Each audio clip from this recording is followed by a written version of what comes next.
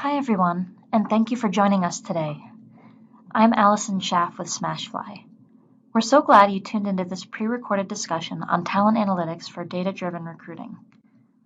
The panel originally aired last month on hci.org, but we got so much great feedback that we wanted to share it with additional viewers. We hope you find this conversation valuable to your recruitment marketing strategy. If you like what you hear, or want to share your ideas, questions, and aha moments, we invite you to tweet at Smashfly using the hashtag #TalentAnalytics. Before we dive in, I'd like to quickly introduce our moderator and panelists. Leading the discussion is Sylvia, Smashfly's Chief Marketing Officer. Lori is responsible for leading Smashfly's global marketing and bringing best practice marketing principles to the recruiting process. With 20 years in high-tech marketing, communications, and strategy, she brings deep experience in creating demand for new product categories and growing startups into category leaders. Joining her is panelist Debbie Celado, Senior VP of Employer Brand Marketing at Citizens Bank. With 12-plus years of recruiting and marketing experience in both the financial services and healthcare sectors, Debbie is responsible for attracting the best talent to Citizens Bank through a variety of marketing channels. And last but not least, we have panelist Gregg Giambanco, Director of Talent Acquisition at Cumberland Farms. Coming from a background in sales, he has spent over 20 years in the recruiting and staffing space, using his talents at companies such as CareerBuilder, Adecco, and Advantage Resourcing. Without further ado, please enjoy the panel. Hi, everyone. This is Sylvia. I am the CMO here at Smashfly, and I'm super excited to be here today with both Debbie and Gregg and to tap into their knowledge and expertise around a subject that I really love, which is talent analytics. So, okay, on to our webinar. Today we're talking about, as I said, one of my favorite topics, which is talent analytics. And we're going to spend this next hour gaining insight into the way that these two forward-thinking talent acquisition and employment brand leaders, which are Gregg and Debbie, collect and analyze and leverage their data in order to make smarter decisions. So thank you again, Debbie and Gregg, for joining me in this webinar. And to all of you in the audience, we hope that you come away with some actionable ideas on how to leverage analytics in your own talent acquisition and recruitment marketing strategies. So what key topics will we be covering today? Well, we'll start by understanding what recruiting data Gregg and Debbie are measuring, what questions they're asking, and what metrics they pay attention to the most. And next we'll talk about how they measure, so what tools and strategies they're using to capture the data, and also how to find out if that data is trustworthy and reliable. We'll then talk about how they use data, to drive decision making, and how they're being measured by leadership, or maybe how they should be measured by leadership. And finally, we'll end with some fresh ideas for our audience who are just getting started in building your talent analytics strategy. So we will try to leave around 10 minutes or so at the end of the webinar for your questions. And please submit any questions that you have for Debbie or Gregg or myself throughout the call, and we'll try to answer as many of them as we can before the hour is up. So before we dive into questions for our panelists, I thought that I would set the stage a bit on the topic of talent analytics. And whether you're in employer branding or recruitment marketing or talent acquisition or even marketing like myself, I think really no matter what field you're in, measurement is king. And I often say to my team here at Smashfly, if you can't measure it, it didn't happen. This applies to everything we do, from tracking the performance of our strategies and campaigns to getting buy-in from our leadership for new resources to proving the impact that we have on the business. Because if you can't measure it, if there's no data to prove your effectiveness, then I think you risk focusing on activities and not on outcomes. And what value does that really provide at the end of the day?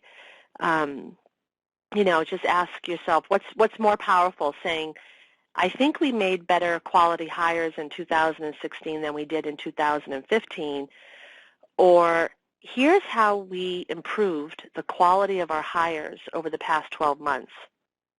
And this is why measurement is so vital to understanding what parts of your strategy are performing well and delivering results, and which parts aren't yielding any results and need to be reevaluated, perhaps even dropped.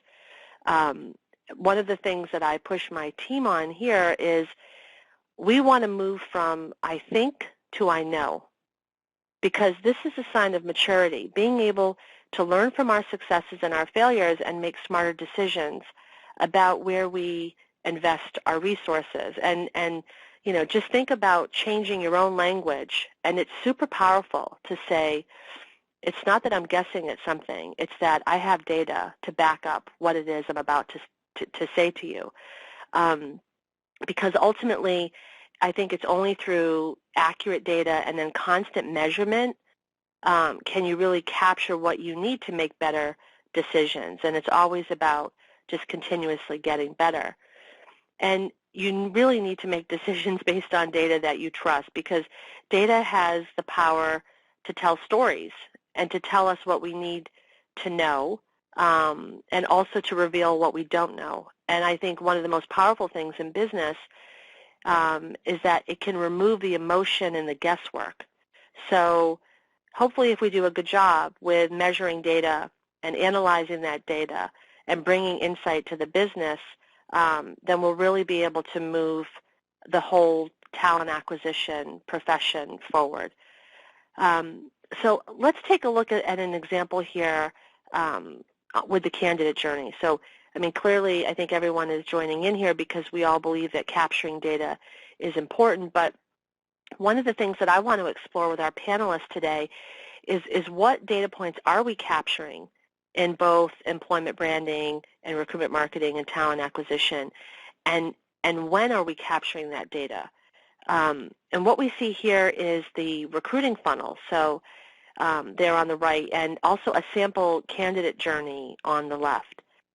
What we've seen in the past is that talent acquisition has focused on metrics like application completion rate and the number of applications received per job requisition, or the cost per hire and the source of hire. And I think all of these metrics have really one thing in common, which is that they're focused on the bottom half of the recruiting funnel, from application to hire. And the problem with focusing on the bottom half alone is that you're really missing out on a lot of valuable data to measure where you probably spend most of your time, resources, and budget, which is in finding and attracting the candidates to your employer brand and to your jobs. And so you're missing out on the chance to move from a reactive hiring model where you're starting every rec from scratch to a proactive model that is brand-led and it's relationship-based, where you've already built a connection with the right candidates before you need to hire them. And if you want to know what's going on in your recruiting funnel, then you really can't start collecting data at the application stage. Research shows that candidates touch 12 to 18 different sources of information before they even click apply. And by the time they're submitting an application, they've probably already done their research and made up their mind about your employer brand. And I know this is something that probably Debbie can speak to quite a bit.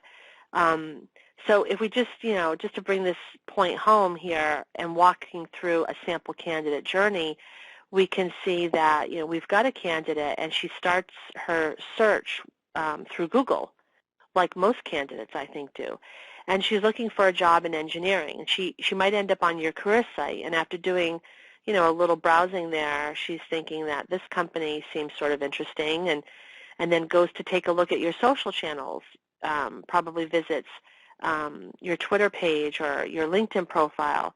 And maybe, for today she stops there, but then, a couple weeks later she might go to a campus event and she's learning more about your company from employees that she meets there, and she's hearing their stories about what it's like to work for your organization.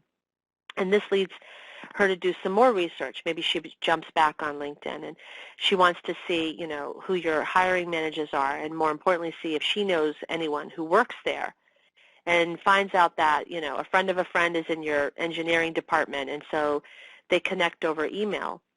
And ultimately, she goes back to your career site, and she ends up on a job landing page which has content that's personalized to engineers. And this is where she makes the decision to apply, and she submits her application. Now, your ATS is able to capture only one step of that entire journey. It's the last step, which in talent acquisition we call the source of hire. And in marketing, this is called the conversion point. It's the last thing they touched before they converted on a form into becoming an applicant. But what about the first point of interaction the candidate had with your employer brand, and also the many sources of influence along the way? Or what if, like in the middle of the application, she gets busy and she forgets to complete it? So you've got, a great candidate sitting there who's already demonstrated interest in your company and probably has determined that she's a great fit and probably has the skills that you're looking for, but you have no data on her because she hasn't yet clicked to apply for a job. And so that's what we want to talk about today, is the top half of this recruiting funnel as well as recruiting, and try to take an end-to-end view, because these disciplines go hand in hand. Employer branding, recruitment marketing, and recruiting all are making up really a modern talent acquisition organization. And if we consider the candidate journey, it's clear that true talent analytics needs to begin at awareness and track the candidate journey all the way to hire. So with that, hopefully it sets us up for a very interesting discussion today on talent analytics. And I want to now bring in our panelists and hear from both Debbie and Gregg. Hi, guys. How are you? Good. How are you? Good afternoon. Great, great. So let's jump into our first question. And the first question I want to ask each of you is, what are you measuring? And I think, having both of you on this webinar is great, because Debbie, I know you're bringing the employment branding expertise, and Gregg, you're bringing the talent acquisition expertise. So I think both of you can contribute something quite interesting to the discussion. So let's start with, what are you measuring? What, in your opinion, are the most important key performance indicators or KPIs for talent acquisition and employment branding? So, like, are time to hire and cost to hire still the most important metrics in TA? Let's start first with Gregg, and then we can move to Debbie. Yeah, so in my role at Cumberland Farms, we focus on the retail hourly workforce. So we're hiring about 5,000 entry-level hourly employees a year. And the three things that we track or are measured on are retention, engagement, and customer service. And while time to hire and costs are important, it's more critical today that we get the correct hire done the first time. So there's been much more of a shift in our strategy on focusing on branding and focusing on telling our story in ways that we can attract the individual that will stay with us and perform well when they're working for us. Great. Debbie, how about you? Sure. So we have a tremendous amount of data. I would say Citizens is a highly data-driven organization, and so we pretty much measure everything in employer brand and in our talent acquisition function. What I'll talk about is really our metrics around the recruitment marketing space. We do measure in the same funnel that you had previously shown, but if I pull out a couple of those key metrics that we report to our head of HR quarterly, we sort of bucket them by marketing channel. So If we look at our media strategy, some of the metrics that we pull out would be our percent of hires overall from media, our cost per hire, our app-to-hire ratio, our app-to-interview ratio, and something that we're excited about that we haven't started but are working on is to match our source of hire to assessment scores to, again, look at getting that right quality candidate. I think that's really our focus when we're looking at media. It's not necessarily volume of applications. We're really looking at our efficiency ratios and getting that quality candidate to make the right hire. So those are some key metrics. How we track that is through double-click tags through our agency. So it's reported through the cookies, basically, and we're not using self-reported data, so it is very accurate. When we look at social, the key metric here is our engagement ratio. Looking at the audiences that we're targeting, how they're engaging with our content. If you look at our website, we look at visits, time on page, organic traffic, and organic hires. If you look at like our reputation, looking at our Glassdoor scores, our Indeed ratings, and change over time. And then another key metric we focus on is our employee referrals. It is a big focus for us, and we look at percent of hires through employee referrals. And all of this data we look at month over month, year over year, to see if we have any trends.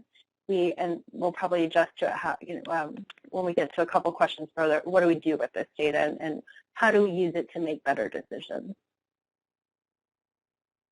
I'm interested, employer branding is something that's relatively new in talent acquisition.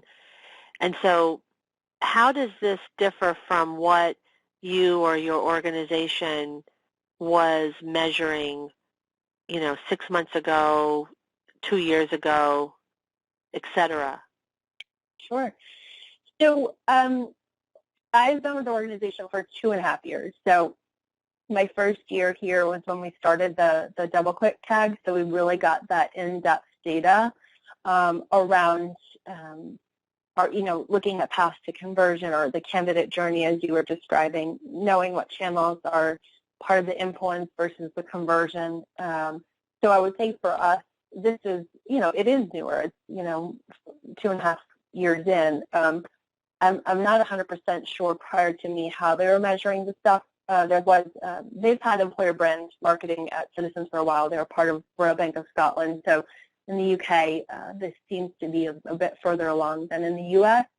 So I can't tell you exactly how it was done. I know that the level and the depth of our data has gotten much more expansive since we implemented the double-click tags. We do have an HR analytics team, so people with PhDs in industrial psychology and analytics work for the bank, and so we have tons of data. We use Tableau. They're looking at trends. They're looking at prediction models, of turnover. So they're doing some pretty interesting stuff in the HR analytics space, and I think that's evolved for us too. Like I said, we are a very data-driven organization and use that to make business decisions. Yeah, I think in the world of finance, I do think of data, but I also think when it comes to, on the consumer side, Gregg, that there's a lot of data to make business decisions as well. And I think I heard you say one of the key metrics was customer service, right? Yeah, absolutely. What do you mean by that? So we mystery shop all our stores and all our employees once a week. And then every month they're actually bonused on the score that they get. So again, if we can, going back to the service profit chain, if we can hire good employees that stay with our company and are engaged, they'll provide good service to the customer, who will then continue to shop in our stores and increase our profit margin, which we can then reinvest back into the employee. So you need a customer service, at least in my industry, where it's customer-facing, it's retail, it's fast-moving. It's critical to be able to track how the individual that we're bringing in is performing in our environment. And that's one of the metrics that we use. Yeah. I mean, I think I heard both of you talk about ensuring that you get the right fit the first time and the quality of that employee and their impact on the business. And it's no longer, just about bringing somebody into the organization, but it's about demonstrating how they're performing, why that hire was the right fit at the right time, and your roles in demonstrating that. So I think that's pretty advanced. Let's move on to our second question, which is, how are you measuring? And I'm really interested in, Debbie, I know you talked about like a lot of different tools that you're using. I'd like to hear, Gregg, yours as well. But just in general, what are the strategies that you have for measuring, and what tools are you using to gather this data? Tell us a little bit more about the operational side of things. And Gregg, why don't we start with you again? Yeah, we're not as sophisticated as Debbie. I'm kind of jealous of the tools that she has. So we try to keep it pretty basic, or I try to keep the the goals very straightforward for my team. You mentioned, what did we track 5 years ago, and it was all around your efficiencies, your time on the phone with a candidate, your number of touches before the hire, the applications before converting. So we clearly track that. But I think if we just keep our focus to, how is it impacting the business? And again, we focus on retaining the employee, and we'll track where we're having drop-off for our new hire within the first year, and what are some of the trends that folks are dropping off at that point in time. So we send exit interviews out to anyone who leaves our organization.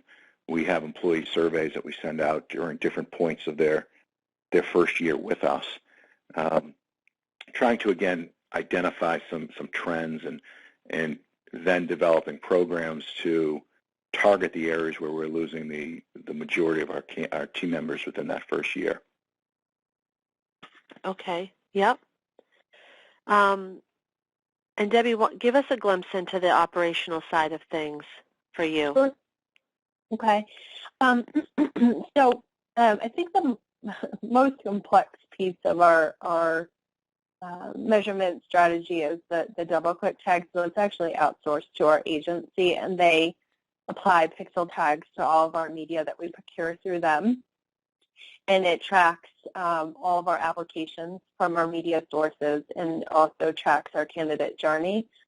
And then essentially what they do is a manual process of, we pull data out of our applicant tracking system of all of our hires, and then they match it back to show us, which hires came from media and the candidate journey. So for media, that's how it's tracked, and then we get a dashboard monthly where we will review all of our metrics that I mentioned previously as it relates to media, and we get a scorecard as well. As it relates to social, that is pulled out of a tool that we have within the bank called Sprinkler, and it is a content distribution tool that has reporting. So that metrics comes out of that particular tool. Our website metrics comes from our agency as well, where our website is hosted. We also have access to Google Analytics to get the traffic, time on page, organic traffic, and organic hires. That particular piece comes from the agency. When you look at reputation, Glassdoor, and Indeed, you can just go to your page and pull out of the dashboard on Glassdoor. Indeed, it's much less reporting, but you get that right through your page as well. And then our employee referral, that comes from our HR analytics team. So we actually have this very robust recruiter dashboard where we can pull metrics and data out ourselves. So that is all within that particular dashboard. So it comes from a lot of different places, which makes it a little bit, I think, complicated when you're trying to pull together and present to your leadership, because there's just a lot of different things that you're measuring and the data is coming from different places. So something that we're working on with our agency partner is really to pull together a full picture versus getting these data points, in different ways. Because I think when you're looking at a marketing strategy, it's really important to understand the full picture. And the data tells a different story when you look at them all together versus if you look at them as one piece, because a lot of them are interconnected. So, for example, if you have a social media post and you're driving people to your career site to read the content piece, but you also have your call to action is apply now, you need to track through and see what that is actually doing. And those are all different marketing channels that are interconnected. So it's important to see that full picture.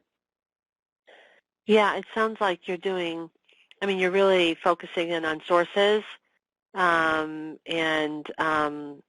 trying to pull that together from a lot of different places.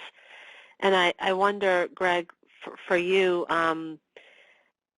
when so focused on business outcomes, how much confidence do you have in the integrity of the data that you're using? Is that something that's a challenge for you at Cumberland Farms? Yeah, so the confidence is pretty high, but the effort that it takes to compile the data is time-consuming. And again, what I've learned in my career that if you're not attaching your goals and metrics to a business outcome, it can be a priority for you and your department, but if the business doesn't understand the goals that you have, they're not going to fund it. So I've tried to simplify our goals around the impact that people will have on the business. And to that end, a fair amount of my work is pulling data from all different sources and compiling it in a very simplistic, easy-to-read approach. And here are the 3 drivers that we want to try to track. Here are the elements that go into it, and here are the dollars that I need to be able to impact that number. But it is time-consuming.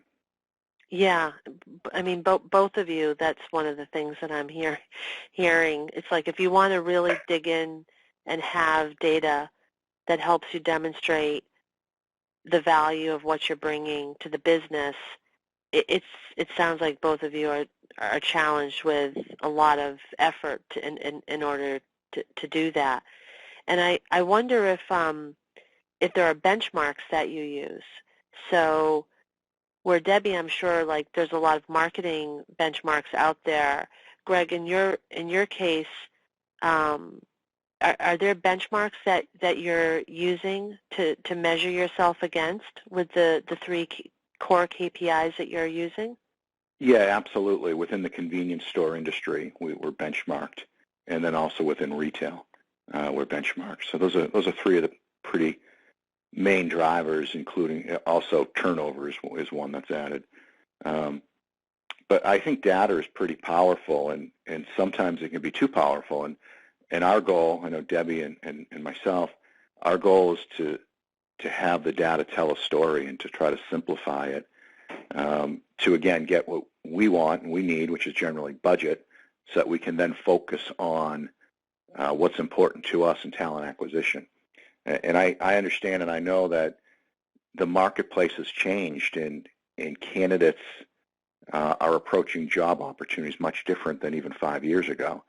For me to relay that information onto our senior leaders is time-consuming. They just might not get it or understand it. So I need to put the drivers in front of them from a business perspective to say, we're not retaining our candidates, and that's costing us X. And if we can increase retention, we're going to make more money, and I need this to increase our retention, and then take those dollars and invest them into my talent acquisition marketing strategies. But kind of use the data to tell a story, but just tell enough of a story that you gain interest and commitment from your leaders to move forward with your initiatives. That's a great point. And, just continuing on this path, because it really leads into the next question, which is, do you have an example of a data-driven decision that you've made recently or helped leadership to make recently? Yeah, within the last, we've now had this implemented for the last 12 months. At the 60-day mark, we have an increase in pay of 50 cents. And, we used our data to see where we're losing candidates, where we're spending a lot of money for training, so cost per hire, training cost per candidate. And we determined that at the 60-day mark, we needed to increase their pay to retain them, and they're fully trained at that point as well, which was a significant investment on the business side. But we were able to make our point, provide data, and show a story, and now we're tracking the difference or our increased retention rate at the 60-day mark today as opposed to where we were a year ago. That's super powerful. And Debbie, how about you? From an employment branding perspective, is there a data-driven decision that you can point to recently that, Sure. Okay, great. Yeah, I can think of two. So one is our social media strategy. So last year, at the beginning part of the year, we were really just getting much more, I would say, we're just really starting in social and creating content and sharing through our social channels. I think banking is lags behind in that space, given our compliance and regulations. So, I think month over month, we really weren't seeing great results of our engagement. We were below benchmark. Really, we were trying to figure out why. So we started to look at the data. We reevaluated our audiences. We reevaluated our campaign strategy. We were sort of just doing one post at a time. We weren't putting enough money. We realized our audience wasn't the right target. So using data, we were able to shift our strategy and come up with a new way to approach social. And so what we did was we moved to a campaign structure where we would have 3 to 4 posts. We adjusted the audiences. We adjusted the spend. We adjusted the length of time it ran. And then we tracked how that improved month over month and started to tweak using data as we saw either something was or wasn't working, to a point where we were double the benchmark by the end of the year for our engagement rate. So I think that was pretty powerful. And then the other thing I can point to is our media strategy and our media mix from last year. So we changed our strategy from 15 to 16. We sort of went to fewer vendors, bigger spend with those particular vendors. And we saw a drop in our percent of hires from media. It was significant. And so using our data, we evaluated, we did a couple of pilots with some other media partners, and then we evaluated which one was driving the best quality applicant by looking at our app to hire and app to interview ratios, and then we adjusted our media strategy throughout the year based on that data, and used performance metrics to determine our strategy, media mix and strategy for 17. And we're already seeing a marked improvement in our metrics for media. So we certainly keep our pulse on all of our insights and the stories that we're seeing from the data and making decisions accordingly. That's awesome. How do you present, Debbie, your measurements, your analytics, your insights to leadership? I want to then ask, how are you being measured by them? But I'm just interested, quickly in, is that in the form of a spreadsheet, a PowerPoint, some other dashboard that you have access to? Sure.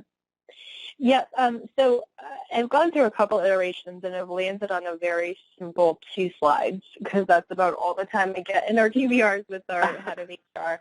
But she loves employer brand, which is so exciting for me, because she really wants to dive into it. So I have 2 slides. They're broken into thirds. And so I sort of have the categories that I mentioned. So I'll have like 1/3 is media. So I'll give, those key metrics, and then I'll give a couple bullets explaining it. And then a visual from our dashboard showing like some of our trends. And then I have a third is our website traffic, which includes organic traffic, organic hires, a couple of key metrics there, and then some explanation. Then I have social. And then on the next page, I have employer referral. Then I have our reputation, which is Glassdoor, and then the last one is just some key projects that I'm working on with the business line. So I really try to boil it down, keep it high enough level. I always include benchmarks because we'll always ask, how does that compare? Is that good? What does that mean? So we've learned, how she thinks, and so we've, I think, gotten to a good spot with these slides that I've created. I think it really does what we need it to do, and it works. Not to say we wouldn't change it or tweak it. I have done some more in-depth presentations with her where she really wanted to get into some of the details. And so one of the things that I put together was the funnel that you showed, and I literally pulled all of our metrics for each portion of the funnel so she could see all the way through what we measured. But that's a little bit more detailed than what I normally share with her. But that's really how I've approached it, to try to keep it, key metrics with a benchmark and a couple points on what does this mean. So 2 slides is all they have, all the time that you have to present and make your point. Yeah. And I wonder, Greg, like if you're in the same situation where you're boiling it down to like a couple of slides for them, or some other format that you're using to present your story. Yeah, like Debbie, you have limited time with your senior leaders, and I get once a quarter we sit down with the CEO and our retail leaders, and I have an hour to tell my story, ask for resources, and justify why. So you've got to be creative, you've got to be quick, and you've got to be straight to the point and simple. So it's all the data that you pull together, and it's sifting through that data to make clear points with good detail, because if they do drill into a number, you have to be prepared to talk about it, to make your case, and to ask for funding or whatever your goal is, to justify your direction. And so once a quarter we sit down, and I have kind of an agenda. We keep the same format, linking the quarterly meetings together. So if I can't get buy-in at that quarter, I'll position it for the next quarter. But yeah, you have an hour. You better be good. You better be quick. 4 hours a year. That's it. And so, what are the metrics that your leadership is most interested in? Well, it's always money. It's always profitability. You have to, or at least I do, and you've got to view your department as a cost center, and what value or benefit are we bringing back to the company? So they're going to fund our department. What are we giving them back for those dollars? If we can, again, go back to that service profit chain model, if we can get the personnel part, we own the people. If we can get the right people in the right positions at the right time to generate more profits for our store, they're going to continue to invest in the machine that gets those folks in the stores. So if we keep it to that, and we say, our turnover is going down, our retention is going up, our engagement scores are going up, our customer service scores are going up, there's more sales in the store. To do that, we have to invest back into our employee. So now we look at our benefits and why someone would want to stay at Cumberland Farms, and look for areas to be best in class in that area. And if you can paint that story, and you can paint that service profit chain model, and they understand it and they buy into it, they'll invest in different programs that you can then turn around and give back to your employees, to give you content to tell your story on social media, to say why you're a great place to work and why people should come to Cumberland Farms. That's awesome. I really love the focus you have on business outcomes I think that's definitely a key takeaway for us listening in to this discussion. And so I'm sure that there's a lot of people in the audience that would love to be, let's say, as advanced as both of you are in measuring either the entire talent acquisition and management strategy to even something like the employment branding strategy. So what are the biggest tips that you could provide to those folks who are just starting out? And would love to hear from you, Debbie, first. Sure. So I think a couple things. I think you need to partner with your key stakeholders to understand what's important to them. And what are you being measured on? What does good look like for your organization? What are those key data points that are meaningful? I think from there, figure out how are you going to measure those things? How are you going to get that data? Whether it's, so for us, I will tell you, a lot of it is, what is it going to get me? How many hires is it going to get me? If I'm investing in this media, or I'm making this video, or I'm doing this, social strategy, how many hires is that going to get me? And so some of my job is explaining not everything is a conversion to hire. Some of it's sort of top of funnel. But I think if you understand what those drivers are, then figuring out how you're going to collect that data, right? So for us, since a lot of it is based on hires, having our pixel tags or cookies on all of our media, on our email, on our social media, we can literally track everything. So for us, that was very important, and we do invest in that versus self-reported data, because how many hires we get from our work is a critical factor for our leadership. So I think investing in the tools to get you the data that you need is very important. And then I think how you take that data and use it to make business decisions and articulate the good work that you're doing and showing your value as a function, I think is very important. I love your quote, know what good looks like. Figure out what do you want to measure, and then how you're going to make that happen. And so, Gregg, how about for you? Like, what are some tips that you could offer your peers who are just starting out with a metric strategy? Yeah, I think the first is to focus on the analytics. Whether that means you go out and hire someone to track your analytics, or you become more in the know around analytics, because it all starts with data, and you have to be able to take that data again and drill it down to how that impacts the business. And if you can't do that, you're not going to get funding, which is, again, that's our primary job. So while something can be interesting, and I can talk, cost per hire all day long, and I can talk about average time to fill all day long, but that doesn't excite the business leaders who are then funding your department or your initiatives. So you've got to take really what your passions are and put them to the back and use data to find out what drives business and how you can help the business make good decisions leveraging that data. So to that end, it starts with data. You need to be able to track the data, extract the data, and have that tell a story.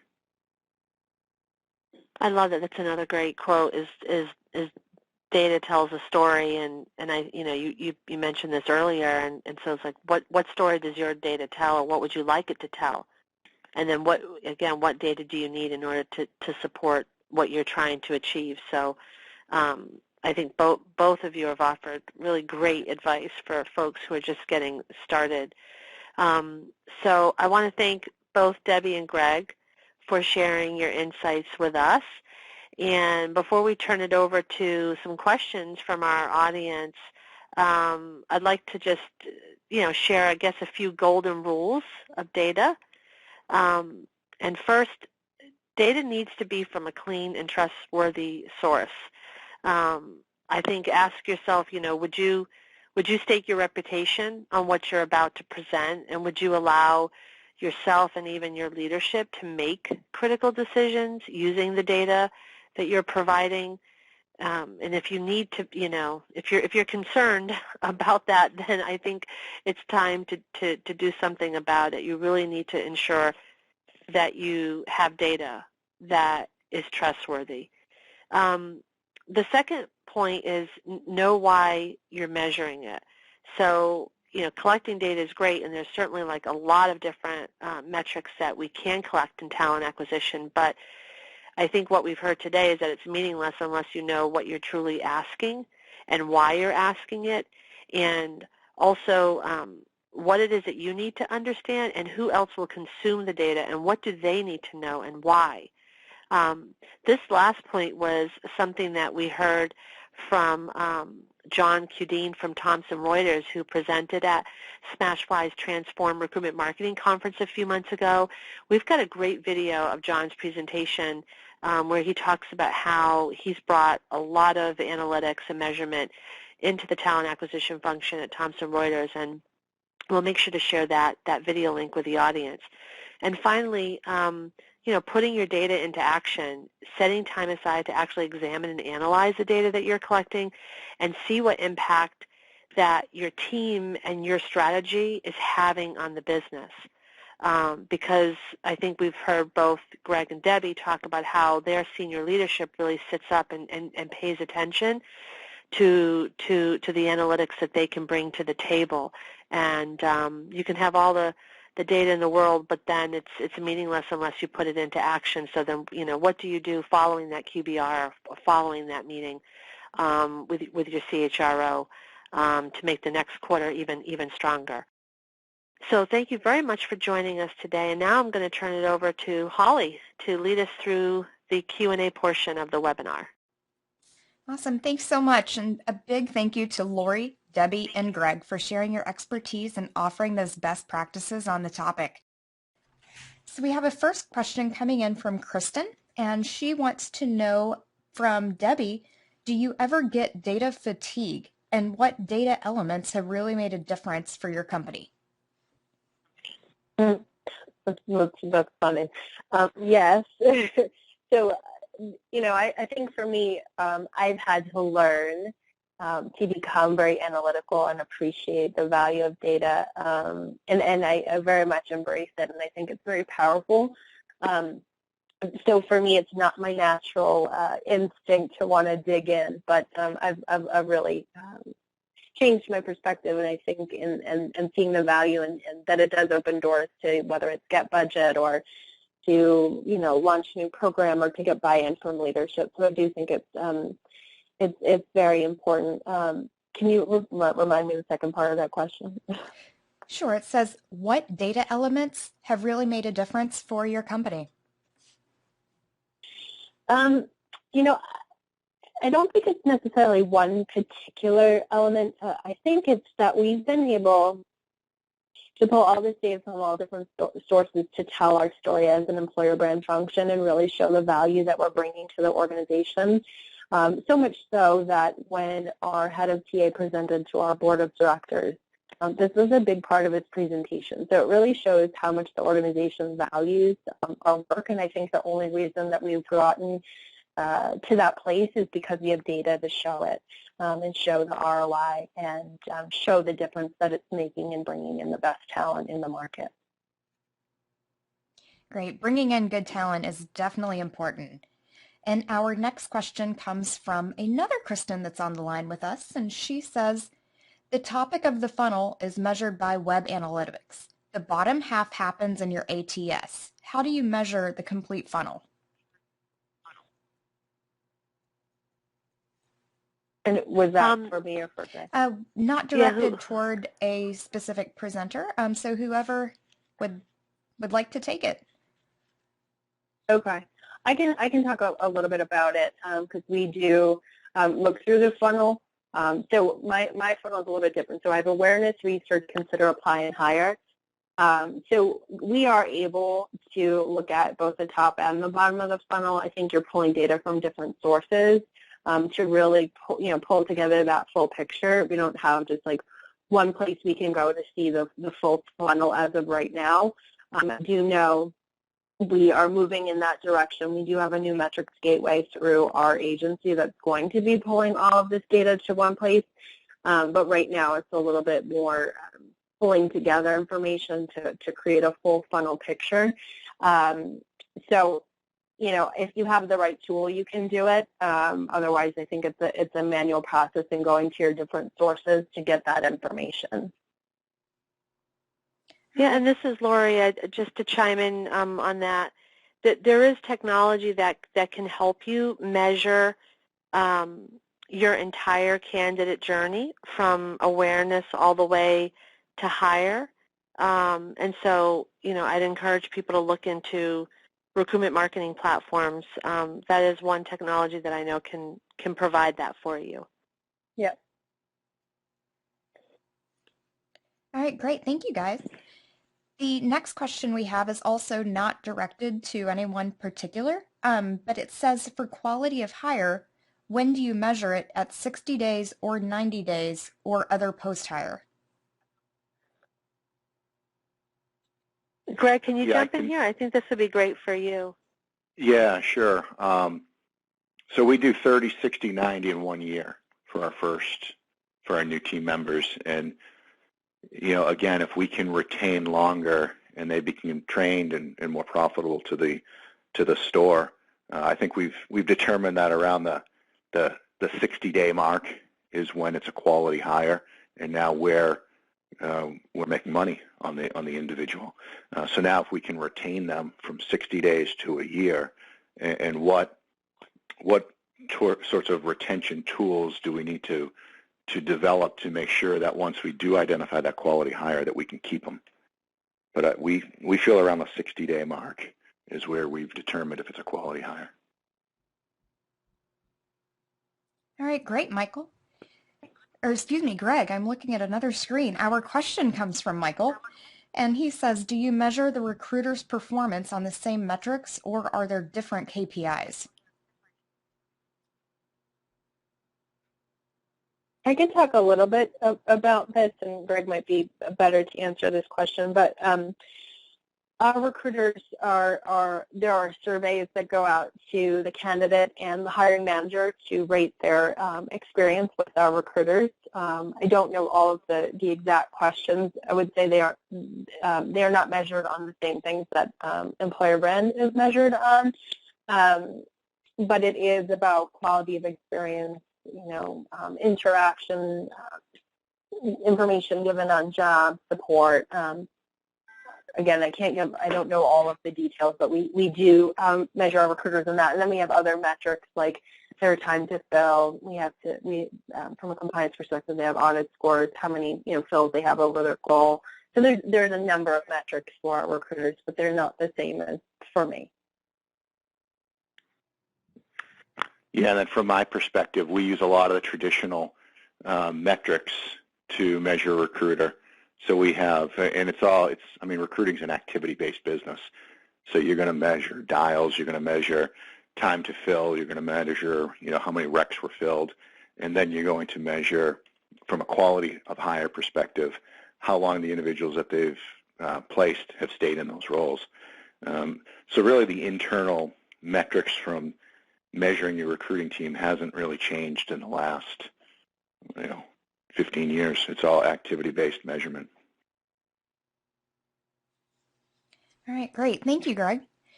And we'll throw over one more question. If you only had enough resources to invest in a single area of your talent analytics strategy next year, what would you choose?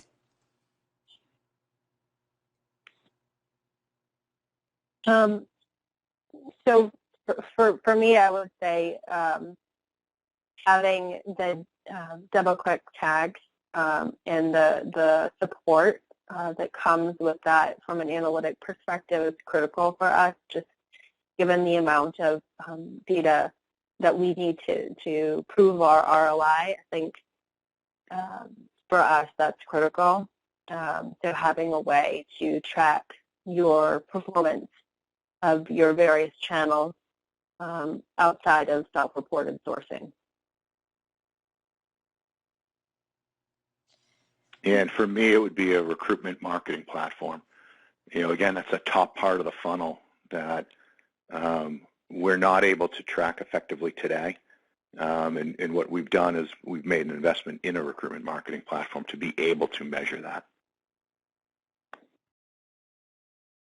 Thanks, Greg, Debbie, and Lori for participating in today's discussion. And thank you to our audience as well for tuning in. I hope you enjoyed our panel on talent analytics. If you found value in today's conversation, I encourage you to check out the Transform Recruitment Marketing community on Facebook. The group is now over 300 strong with your peers in talent acquisition, employer branding, candidate experience, and recruitment marketing. We're very excited to be sponsoring this community, moderated by the amazing Tim Sackett. Join for vibrant conversations on everything recruitment marketing, including measurement, analytics strategy, technology, and more. Trade tips and best practices, and ask any questions on your mind for input from like-minded innovators in the RM discipline. If you're looking for more great resources on recruitment marketing, be sure to check out the Smashfly blog at blog.smashfly.com. And take a look at the many ebooks, lookbooks, white papers, videos, and more available in our resource center at smashfly.com/resources. Thanks again for listening in today. Hope you have a great rest of your afternoon.